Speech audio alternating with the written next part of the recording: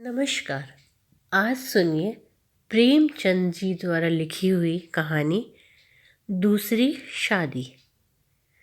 जब मैं अपने 4 साल के लड़के राम स्वरूप को देखता हूँ तो ऐसा मालूम होता है कि उसमें वह भोलापन और आकर्षण नहीं रहा जो कि 2 साल पहले था। वह मुझे अपनी सुर्ख और रंजीदा आंखों से घूरता हुआ नजर आता है। उसकी इस हालत को देखकर मेरा कलेजा कांप उठता है और मुझे वह वादा याद आ जाता है जो मैंने 2 साल पहले उसकी माँ के साथ, जबकि वह मृत्युशैया पर थी, किया था। आदमी इतना स्वार्थी और अपनी इंद्रियों का इतना गुलाम है कि अपना फर्ज किसी किसी वक्त ही महसूस करता है।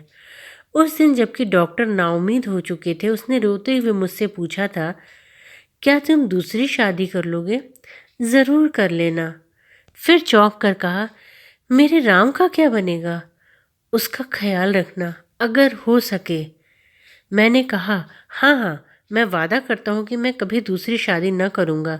और रामस्वरूप, तुम उसकी फिक्र न करो। क्या तुम अच्छी ना होगी? उसने मेरी तरफ हाथ फेंक दिया, जैसे कहा, लो, अलविदा। 2 मिनट बाद दुनिया मेरी आंखों में अंधेरी हो गई। रामस्वरूप बिना माँ का हो गया। 2-3 दिन उसको कलेजे से चिपटाए रखा। आखिर छुट्टी पूरी होने पर उसको पिताजी के सुपुर्द करके मैं फिर अपनी ड्यूटी पर चला गया। 2-3 महीने दिल बहुत उदास रहा नौकरी की, क्योंकि उसके सिवाय चारा न था। दिल में कई मंसूबे बांधता रहा। 2-3 साल नौकरी करके रुपया लेकर दुनिया के सैर पर निकल चलूँगा। यह करूँगा, वह करूँगा। अब कहीं दिल नहीं लगता। घर से खत बराबर आ रहे थे कि फला फला जगह से नाते आ रहे हैं। आदमी बहुत अच्छे हैं। लड़की अकल की तेज और खूबसूरत है। फिर ऐसी जगह नहीं मिलेगी। आखिर करना ही है, कर लो। हर बात में मेरी राय पूछी जाती थी, लेकिन मैं बराबर इनकार किए जाता था। मैं हैरान था कि इंसान किस तरह दूसरी शादी पर आमादा हो सकता है, जबकि उसकी सुंदर और पति प्राणा स्त्री जो कि उसके लिए स्वर्ग की भेंट थी, भगवान ने एक बार छीन लिया। वक्त बीतता गया। फिर यार दोस्तों के तगाजे शुरू हो गए। कहने लगे, जाने भी दो, औरत पैर की जूती है, जब एक फट गई दूसरी बदल ली। स्त्री का कितना भयानक अपमान है, यह कहकर मैं उनका मुंह बंद कर दिया करता था। जब हमारी सोसाइटी, जिसका इतना बड़ा नाम है, हिंदू विधवा को दोबारा शादी कर लेने की इजाज़त नहीं देता कि मैं दोबारा एक कुंवारी से शादी कर लूं, जब तक यह कलंक हमारी कौम से दूर नहीं हो जाता, मैं हरगिज़, कुंवारी तो दूर की बात है, किसी विधवा से भी ब्याह न करूँगा।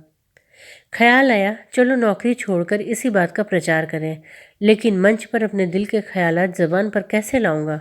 भावनाओं को व्यवहारिक रूप देने में, चरित्र मजबूत बनाने में, जो कहना उसे करके दिखाने में हम भी कितने कमी है हम में, यह मुझे उस वक्त मालूम हुआ जबकि 6 माह बाद मैंने एक कुंवारी लड़की से शादी कर ली। घर के लोग खुश हो रहे थे कि चलो किसी तरह माना। उधर उस दिन मेरी बिरादरी के 2-3 पढ़े लिखे रिश्तेदारों ने डांट बताई, तुम तो कहा करते थे मैं बेवा से ही शादी करूंगा, लंबा चौड़ा व्याख्यान दिया करते थे। अब वे तमाम बातें किधर गईं? तुमने तो एक उदाहरण भी न रखा जिस पर हम चल सकते। मुझ पर जैसे घड़ों पानी पड़ गया। आंखें खुल गईं। जवानी के जोश में मैं क्या कर बैठा। पुरानी भावनाएं फिर उभर आईं और आज भी मैं उन्हीं विचारों में डूबा हुआ हूँ। सोचा था नौकर लड़के को नहीं संभाल सकता, औरतें ही इस काम के लिए ठीक हैं। ब्याह कर लेने पर जब औरत घर में आएगी तो राम स्वरूप को अपने पास बाहर रख सकूंगा और उसका ख्याल रखूंगा। लेकिन वह सब कुछ गलत अक्षर की तरह मिट गया। राम स्वरूप को आज फिर वापस गांव पिताजी के पास भेजने पर मजबूर हूँ। क्यों यह बात किसी से नहीं छिपी? औरत का अपने सौतेले बेटे से प्यार करना एक असंभव बात है। ब्याह के मौके पर सुना था लड़की बड़ी नेक है, स्वजनों का खास ख्याल रखेगी और उसे अपने बेटे की तरह समझेगी। लेकिन सब झूठ। औरत चाहे कितनी नेक दिल हो, वह कभी अपने सौतेले बेटे से प्यार नहीं कर सकती। और यह हार्दिक दुख वह वादा तोड़ने की सजा है जो कि मैंने एक नेक बीबी से उसके आखिरी वक्त में किया था। धन्यवाद।